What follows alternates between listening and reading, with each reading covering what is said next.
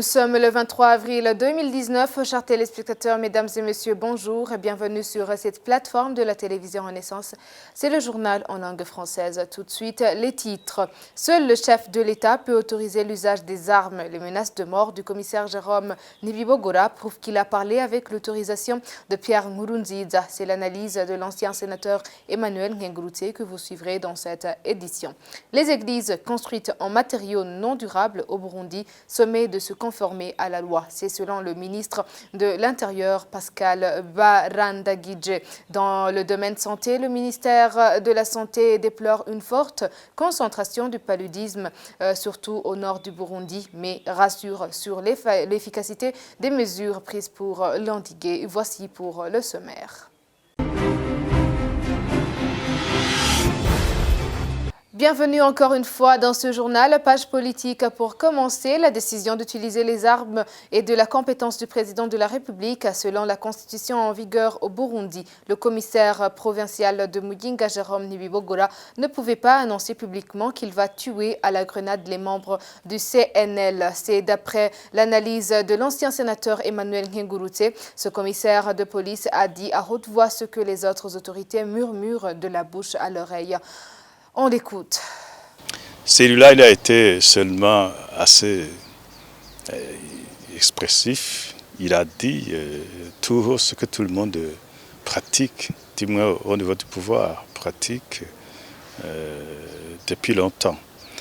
Seulement, il faut dire certaines choses.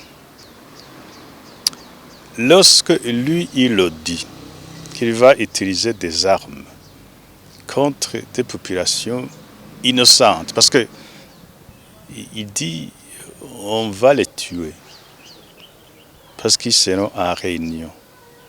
Comment est-ce qu'il sait qu'ils sont en réunion? D'abord, une famille qui est chez elle,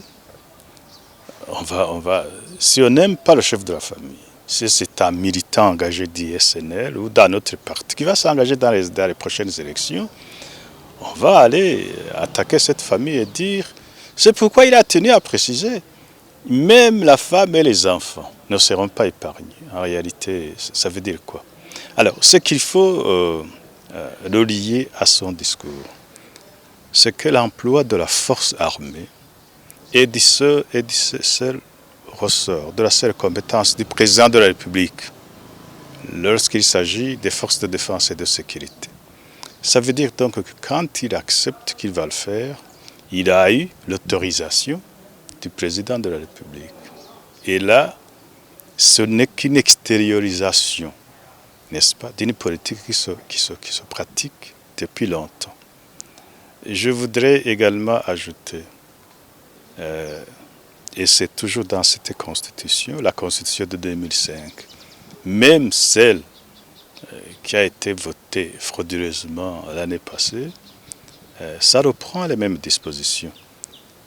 Les forces de défense et de sécurité doivent absolument respecter, s'interdire de porter atteinte aux intérêts légitimes d'un parti politique agréé.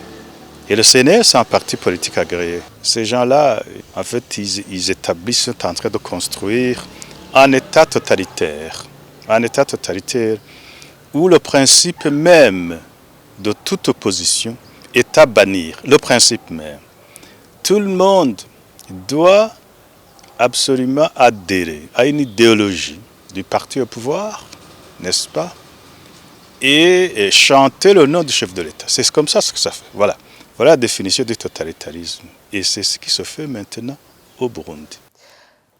Le député Agathon Rwasa devrait condamner fermement ces propos du commissaire de Muyinga. Mais aussi, la situation sécuritaire n'est pas favorable pour lui car même sa garde est faite par les adeptes de cette politique de l'intolérance aux militants du CNL. On écoute encore une fois l'ancien sénateur Emmanuel Nkengurutsé. Il faudrait poser la question directement à lui. Peut-être qu'il est dans des conditions telles qu'il est obligé de dire de manière aussi douce ses considérations, d'une manière très très douce, ses considérations. Vous savez, lui-même, il est sous la garde et la protection, et même sous le contrôle de ces fameuses forces de sécurité qui ont reçu l'ordre d'abattre les opposants. Et c'est le chef des opposants. Donc, je pense qu'il doit faire beaucoup attention. Mais bon, écoute, il faudrait dénoncer quand même ces irrégularités. Il faut dénoncer parce que lui, le commissaire, c'est un fauteur de troubles. Quand il dit qu'il va tuer des gens, écoutez, il y a la loi. S'il y a des gens qui sont en infraction, qui organisent des réunions clandestines, non autorisées par l'autorité, là, il y a la loi, il y a la justice. Vous les saisissez, vous les traduisez en justice, mais vous ne les tuez pas. Parce que même la peine de mort a été abrogée au Burundi. Je ne sais pas comment celui-là, ça donne le droit de tuer des gens, et le chef de l'opposition qui est là ne le condamne pas de manière ferme. Mais bon, j'ai compris qu'il peut être en difficulté lui-même, et c'est pourquoi il se retient dans les paroles et les mots qu'il utilise. Bonne nouvelle dans le domaine santé, l'épidémie du choléra a été combattue avec succès au Burundi. C'est ce qu'annonce le ministre en charge de la santé publique, Dr Tade Ndikumana, fait savoir qu'il a affecté près de 200 personnes. Il se félicite que toutes aient été soignées et sont toutes rentrées chez elles, mais il déplore la forte concentration de la malaria au nord du pays, mais rassure sur l'efficacité des mesures prises pour l'endiguer. Et par rapport aux maladies transmissibles, nous avons vu que le paludisme est en recrudescence dans les districts nord, notamment Ngozi et Muyinga. Et à cet effet, nous avons organisé des campagnes de pulvérisation intradomiciliaire qui vont se continuer, mais aussi nous comptons redistribuer les moustiquaires imprégnés d'insecticides à longue durée d'action d'ici début 2020 pour que la population puisse être couverte. Comme vous le savez, vers la fin de l'année 2018, nous avons déclaré l'épidémie de choléra qui sévissait dans Rumongue, mais aussi dans certains points de la mairie de Bujumbura. Et nous voudrions déclarer que l'épidémie de choléra a été mise hors de portée ici dans notre pays, parce que le dernier cas a été reçu au mois de mars. Et nous nous réjouissons que tous les cas qui ont été enregistrés, plus je dirais à peu près 200, ont été traités gratuitement et sont rentrés à la maison. Donc le choléra n'est plus ici dans notre pays.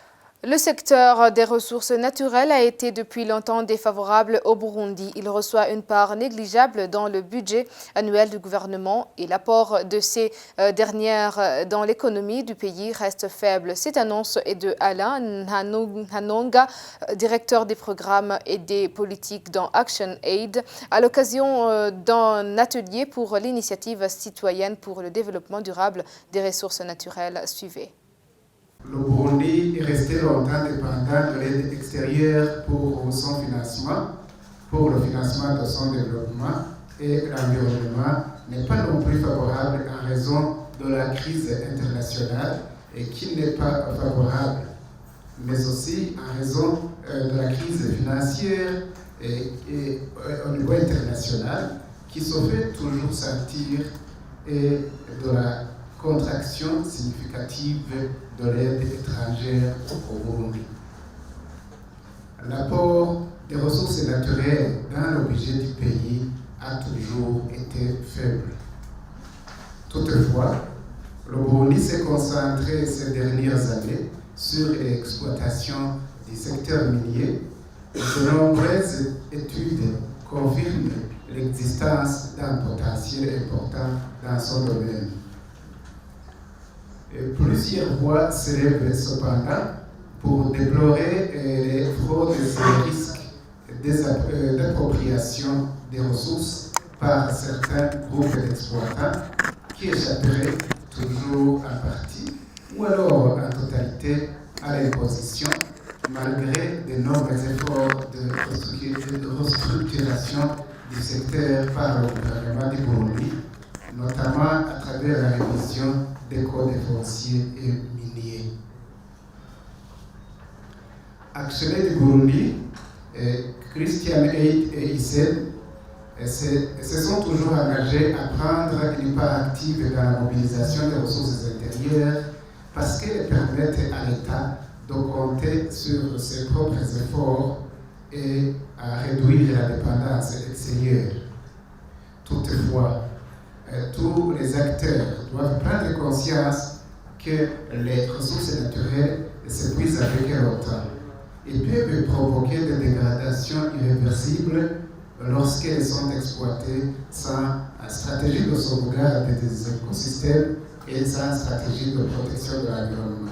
Et enfin, pour clore ce journal, la plupart des églises au Burundi enseignent la parole de Dieu pour leurs intérêts et non pas pour évangéliser. C'est une remarque de Pascal Barandaguié, ministre de l'Intérieur. Désormais, les nouvelles églises doivent être en matériaux durables et vont être installées à l'intérieur du pays. Suivez.